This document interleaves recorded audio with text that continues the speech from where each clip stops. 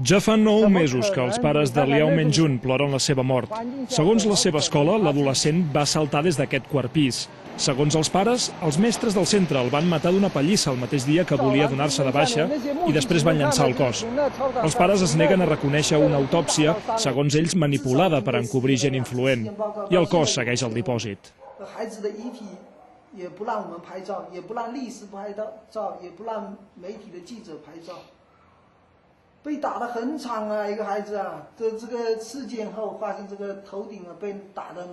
La premsa local va voler publicar la notícia, però el cas es va silenciar. Des d'aquell juliol, ni policia ni jutjats volen fer-se encàrrec i cap advocat pot denunciar ningú sense una autòpsia oficial. Tot plegat va portar el senyor Liao a deixar la feina per obrir el seu propi blog. La primera versió va ser esborrada del servidor. A l'actual, cada dia hi ha missatges com aquest on s'avisa que algunes parts han estat censurades. La xarxa és, tot i això, l'únic espai on el cas ha sacsejat algunes consciències.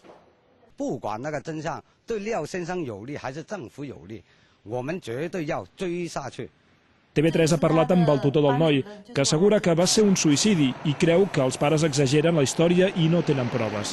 El cas del petit Liao és un drama familiar, però sobretot un exemple clar de les disfuncions del sistema a la Xina.